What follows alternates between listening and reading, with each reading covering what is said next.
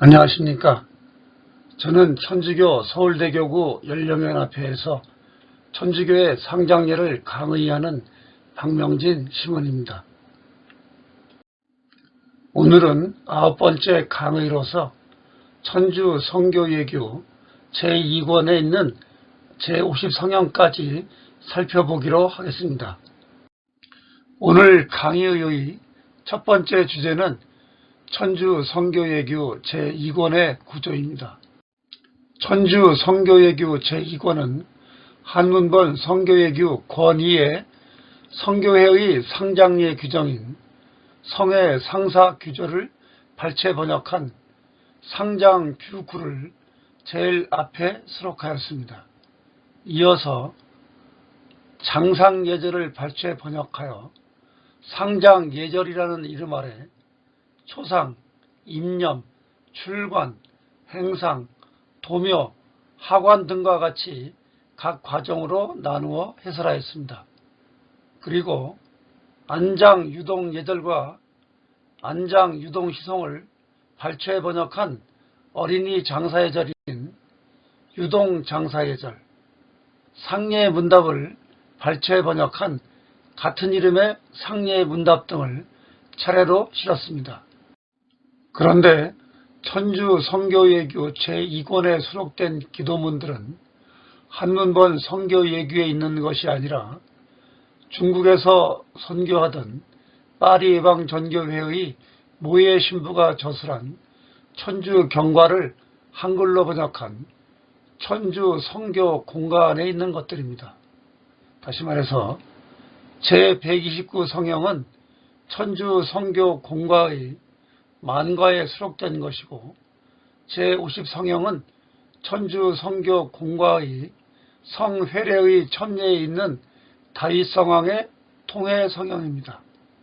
그리고 연옥도문, 충문, 연령을 돕는 천미경 등은 천주 성교 공과 연도에 있는 것이고 자가리아의 성가는 천주 성교 공과 성요한세자 탄첨례에 있는 것입니다.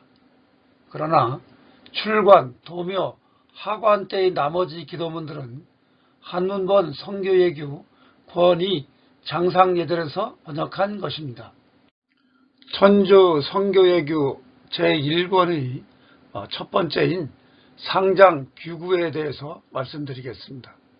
상장규구는 성교회의 상장례 규정으로서 한문본 성교예규의 성의 상사 규절을 발췌 번역한 것입니다. 대개 사제 없이 평신도들끼리만 상장례를 거행할 수밖에 없던 당시의 상황을 염두에 두고 편찬한 것입니다. 상장례를 거행하면서 지켜야 하는 규정인 상장규구는 상장례를 주관하고 참여하는 교우들의 자세가 무엇보다 중요하다고 강조하였습니다. 23개의 규정에서 가장 중요한 점은 상장례를 교회의 법대로 치러야 한다는 것입니다. 교회의 규정대로 하지 않는 이들과는 아는 척도 하지 말아야 하며 상장례를 주관하는 이가 이교도의 미신행위를 섞어 행할 때는 곧바로 물러나라고 할 만큼 강력한 규정입니다. 상장례를 거행하는 유가족은 체면치레가 아닌 교회의 규정대로 절도 있게 치러야 하며 염습하고 입관하거나 하관할 때 날을 잡는 즉 택일과 같은 외교인들의 상장 관습을 절대로 따르면 안 됩니다. 상주는 문상하러 온 교우들에게 감사를 표하는 인사에 그치면 안 되고 선종한 분을 위해서 기도해 줄 것도 반드시 요청해야 합니다. 상청에서 갖춰야 할 예절 역시 차례로 성수를 뿌리고 나서 남녀로 나누어 자리를 정한 다음에 위령기도를 바치는 것이 무엇보다 우선입니다. 상주는 문상객이 기도를 마친 뒤에 상청을 떠난 자리에서 문상한 것에 대해서 살해해야 하는 등 상주는 물론이고 문상객들이 상장례에서 구현해야 할 구체적인 행위까지 규정하였습니다. 가톨릭 교회의 상장례에서 가장 중요한 위령기도를 바치는 방법과 시기에 대해서 3개의 조항으로 나누어 자세히 설명하였습니다. 또한 마지막 2개의 항목은 거룩한 뜻을 담고 있는 상장례를 올바로 이해하고 실천하기 위해서 미리 상장 규급뿐 아니라 상례 문답도 자세하게 공부하라는 내용입니다. 2번째로 초상에 대해서 설명해 드리겠습니다. 한문본 성교외교 권위 장상예절의 첫 번째 항목 중 앞부분을 발췌 번역한 시상, 즉 입관하기 전에 시체를 얹어놓는 긴 널에 놓을 때라는 구절로 시작하는 초상에는 운명한 뒤에 시신을 모시는 방법을 설명하고 있습니다. 즉 한문본 성교예규나 천주 성교예규를 편찬할 당시는 오늘날과는 달리 거의 모든 상장례를 집에서 가족을 중심으로 거행하였습니다. 따라서 운명한 뒤부터 출관할 때까지 모든 기도와 예절을 주군이가 살던 집에서 행하는 것을 염두에 두고 편찬하였습니다. 즉 이렇게 기록하고 있습니다. 교우 죽음에 염하기 전에 마땅한 곳에 시상을 예비하고 그 위에 백포를 깔고 시체를 각 처지대로 조찰하고, 즉 조찰한다는 말은 씻고 닦는다는 말입니다. 검소한 옷으로 입혀 그 위에 놓고 나무 십자가를 2손으로 가슴 위에 받들어 잡게 하거나 혹 2손을 십자 모양으로 가로 놓거나 하고, 얼굴을 가리우지 말고 머리를 제대로 향하게 하고 좌우에 밀초, 여기서 밀초라는 것은 꿀밀로 만든 초를 말합니다. 이 밀초를 한 대씩 켜놓고 발치에 성습병과 성추체를 둘 것이요, 제대 위에는 고상을 모시고 촛불을 켜고 이같이 다 안배한 후에 모든 교우 한 가지로 꿇어 염하라고 한 것입니다. 박해가 끝난 뒤에 상장례를 거행할 때 교우들이 앉아있는 방향 때문에 마치 교우들이 시신에게 기도하는 것처럼 보여서 이에 대해 의구심을 표하는 외교인들이 있었습니다. 교회는 이 문제를 경향잡지 1919년 7월호에 질문해답을 통해서 자세하게 설명하고 있습니다. 즉 시신에 대한 것은 앞에서 인용한 것처럼 하되, 방이 넓으면 시신을 방 한가운데에 발쪽이 고상을 향하게 안치하고 기도하는 이들은 시신 좌우에 앉아서 고상을 향하여 기도하도록 하였습니다. 방이 좁아서 한쪽에 시신을 모시더라도 방향은 늘 고상을 향하게 하라고 하였습니다. 따라서 시신은 장례를 치를 때까지 안치한 장소뿐 아니라 성당이나 묘지에서 예절을 행할 때에도 늘 발쪽이 고상을 향하게 하는 것입니다. 그러나 사제는 일반 신자들과는 반대편을 향하게 하였습니다. 이는 사제가 평소에 성당에서 신자들을 향하기 때문인데, 로마의식서 장례의식에 이에 대한 근거를 명시해 놓았습니다. 다음은 129 성형, 즉 시편 제129편에 대해서 설명해 드리겠습니다. 주님의 자비와 은총의 모든 것을 내맡기는 내용인 제129 성형은 대표적인 참회 시편입니다. 자기 죄에 대한 용서를 주님께 간구하면서 그분의 자비를 바랄 수 있는 것은 확고한 희망이 있기 때문입니다.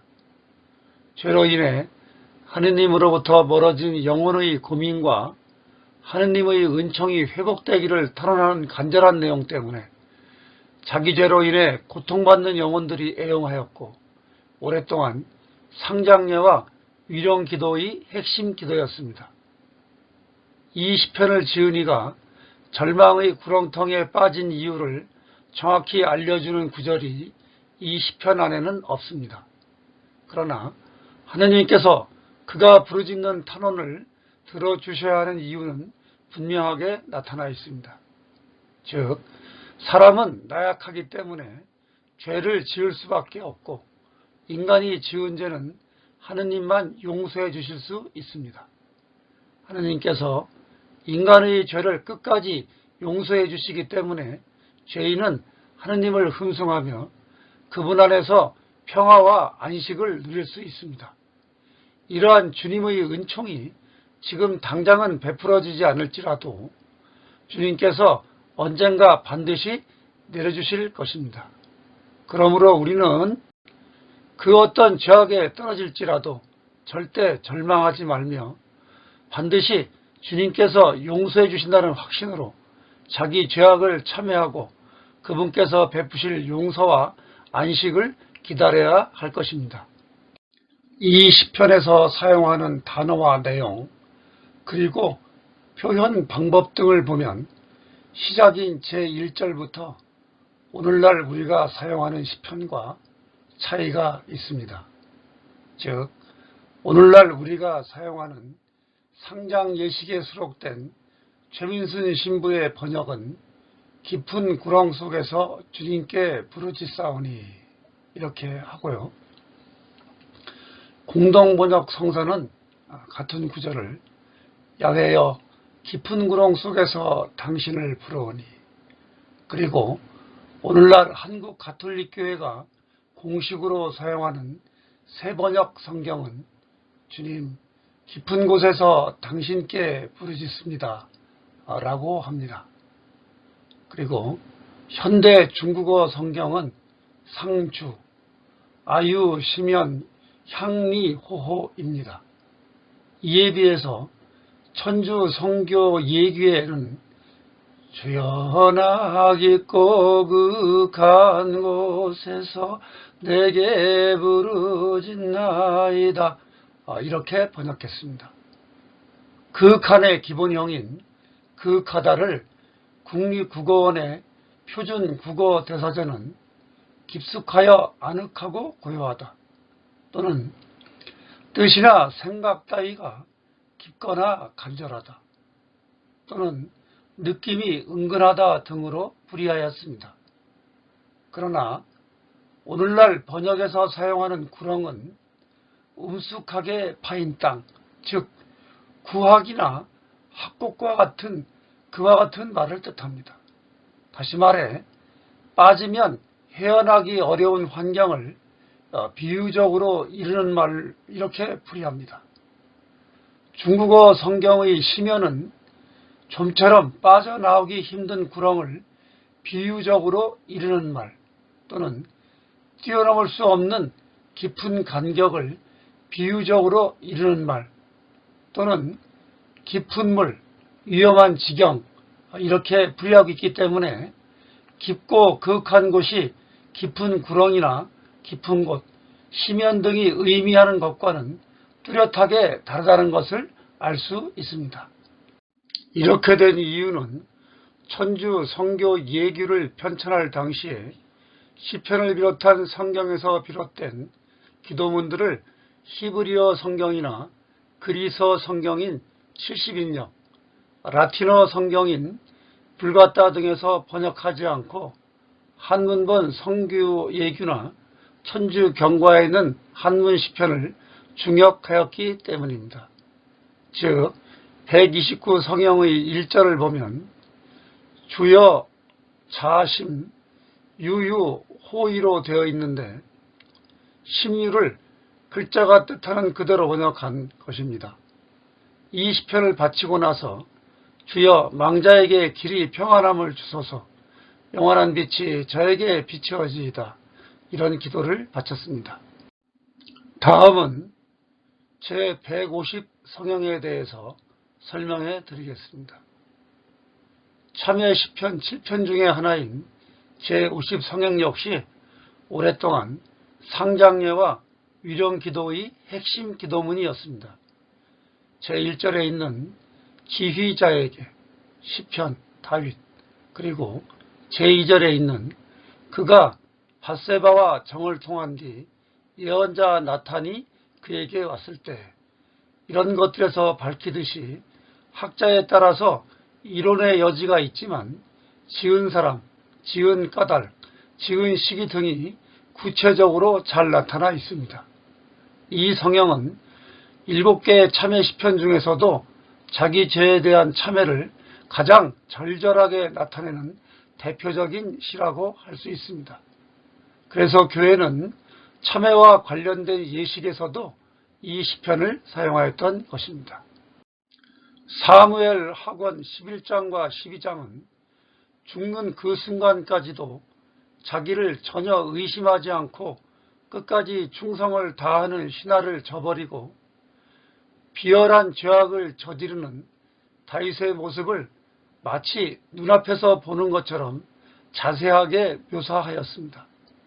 그런데 그보다 더 주목해야 할 점은 엄청난 죄를 저지르고도 뻔뻔하게 버티었지만 예언자 나탄을 통해 자기 잘못을 깨닫자 진심으로 뉘우치는 다윗의 모습입니다. 이 성형은 되찾은 아들의 비유에서 돌아온 아들의 아버지처럼 비록 깊은 죄에 떨어질지라도 진심으로 죄를 뉘우치고 죄악의 사슬에서 벗어나 멀어졌던 당신 품으로 다시 돌아갈 수 있는 용기와 희망을 주시는 한없는 주님의 사랑이 잘 드러나 있습니다. 이 성형을 바친 다음에도 제129 성형처럼 주여 망자에게 길이 평안함을 주소서, 영원한 빛이 저에게 비춰지이다, 이런 기도로 마무리하였습니다. 오늘 강의는 여기까지 하겠습니다. 다음 시간에는 연옥 도문에 대해서 공부하겠습니다. 감사합니다. 안녕히 계십시오.